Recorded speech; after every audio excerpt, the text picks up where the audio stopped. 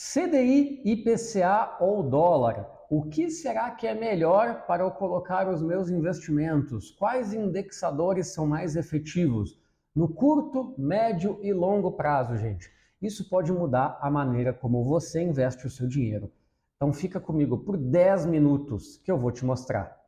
Eu Giovanni Pasquale, falo direto aqui da Festa Investimentos e vocês estão vendo aí na telinha de vocês, gente, uma amostragem aí de praticamente aí 10 anos, né? De 2016 até 2025, gente. O que é que nós temos aqui então?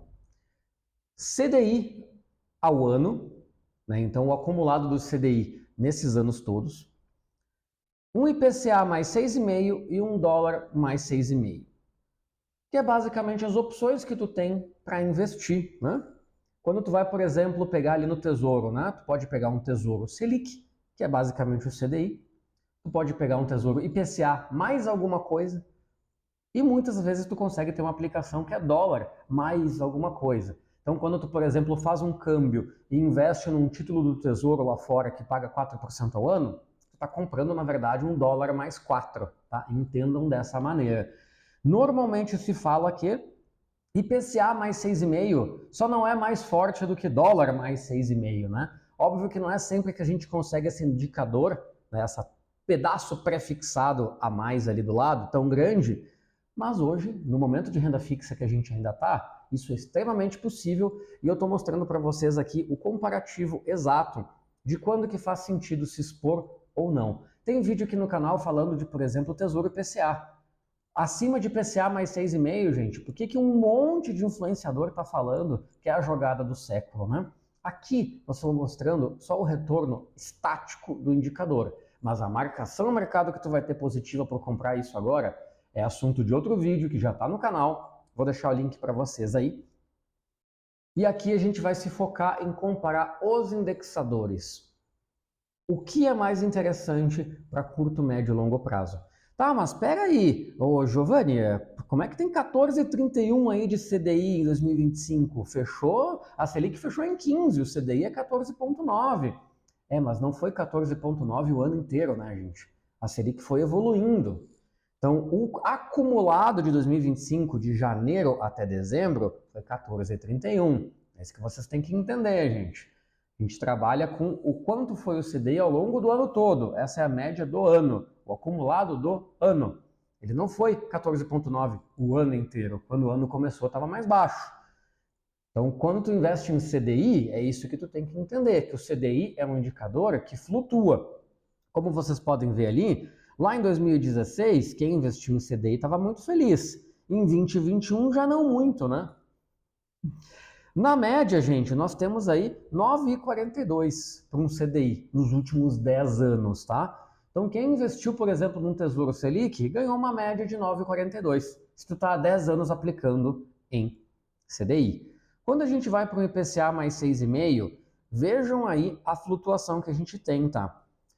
Lá atrás, então, 15,24, esse ano de 25 fechou em 10,76, lembrando que isso é a inflação, mais esse indexador de 6,5, tá?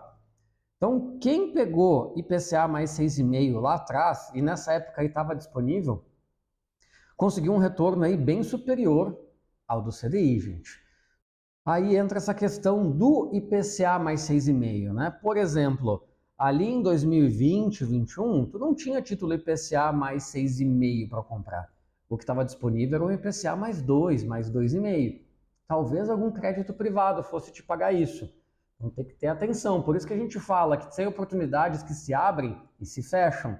Tu conseguiu IPCA mais 6,5 para uma exposição de longo prazo, esse é o impacto desse tipo de produto, tá? E vocês vão ver que ele só perde, na verdade, para dólar mais 6,5, dando um retorno médio aí de 12,14% ao ano nos últimos 10 anos. É o maior retorno, só que vejam que também é o mais volátil, né? Lá em 16 dando 11%, em 17 negativo, então menos 2. Poxa, tu tem um mais 6,5 e ainda assim deu negativo, porque o dólar caiu muito. O dólar está caindo recentemente, mas vejam que em 25, poxa, deu quase 18% de retorno, gente. Porque o dólar está caindo agora. Ele começou a cair no final do ano. Ao longo do ano ele subiu muito. Então vamos lembrar aí que há tempos atrás ele bateu 6, né? Não faz muito tempo isso. Então vejam aí que o dólar entrega ainda o melhor retorno, só que com muito mais volatilidade, saindo de -2 a incríveis 37%. Então é por isso que a gente tem que trabalhar com uma média mais prolongada, a gente tem que olhar uma janela maior. Se tu olha uma janela específica, quem que vai ter acertado ali o buraco da agulha, né? Quem que vai ter comprado exatamente no ano que deu os 37? Comprei em janeiro, vendi em dezembro, fiz o trade do ano. Isso não acontece, gente. Ainda mais em renda fixa, tu dificilmente investe para um ano.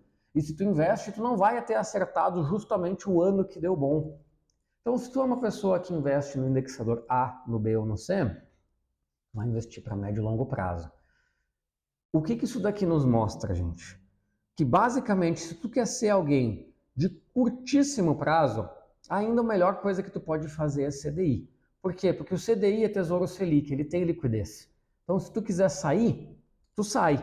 E vocês veem que de retorno estático, assim, ele é a menor média, né, ao longo dos anos, mas, poxa, vamos olhar de 2022 para cá. Tu teve retornos interessantes em todos esses anos, né? Inclusive, alguns anos quase superior ao IPCA mais 6,5. Só que IPCA mais 6,5, ele é um pouco mais ilíquido, né? Porque tu tem que conseguir comprar. Como tem a taxa pré amarrada ali, esse pedaço pré sofre marcação a mercado também. Então, se tu conseguir comprar uma taxa pré-amarrada de pelo menos 6,5 ou mais, e tu puder manter isso em carteira, tu vai ter um ganho bem superior a isso. Agora, tu tem essa condição mais ilíquida, né? O Tesouro te garante liquidez, só que pode ser que não faça sentido tu vender de volta. Se tu compra esse ali que está caindo, tu não vai querer mexer nisso. Então, é um pouco mais difícil de tu movimentar. Por isso que tu tem que olhar num prazo de 5 anos, de 10 anos, para esse tipo de aplicação. No médio e longo prazo vai te trazer um retorno superior. Muitas vezes a gente fala que o interessante mesmo é tu ter um pouco de cada, né? Dólar ainda é o mais difícil de todos de tu conseguir ter uma janela de saída, porque vai ter momentos em que a aplicação lá fora está no momento de saída, mas o câmbio não está bom. Então é o mais difícil de tu conseguir convergir fatores para não, é agora que eu saio. Por isso que é o mais longo prazo de todos. Por isso que o que faz sentido é tu sentar e olhar uma janela de 10 anos, uma janela longa. Porque, poxa, pode ser um ano onde agora o Tesouro Americano está pagando recorde ainda, né? Só que o câmbio não está bom. Então tu não vai querer resgatar agora, ou tu vai resgatar e vai deixar lá parado em dólar lá fora. Faz sentido? Então é o mais difícil de convergir fatores para tu transformar de volta em dinheiro de novo, que isso vale a pena para ti.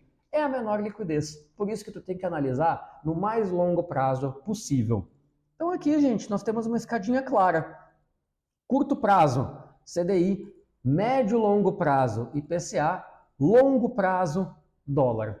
E aí, claro, tu precisa, no caso do CDI, é só comprar um CDB de liquidez diária ou um Tesouro Selic, então é fácil.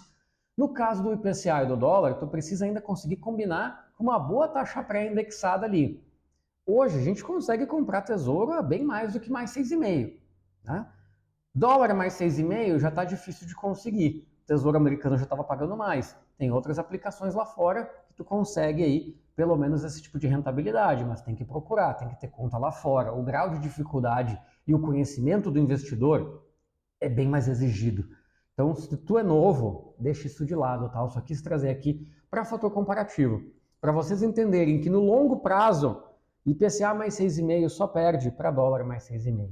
E de novo, isso é o retorno estático da taxa que tu comprou. Não está aqui colocado fator de marcação ao mercado, de convergir isso com uma taxa Selic caindo, porque aí tu vai ter uma marcação positiva nos teus títulos. Dólar vai ter ainda outros fatores, por isso que é para o investidor com maior domínio do mercado financeiro, gente. Gente, é isso que eu queria trazer para vocês nesse vídeo, para vocês começarem a ampliar o leque de vocês de opções quando se investe em renda fixa focado em diferentes períodos de tempo.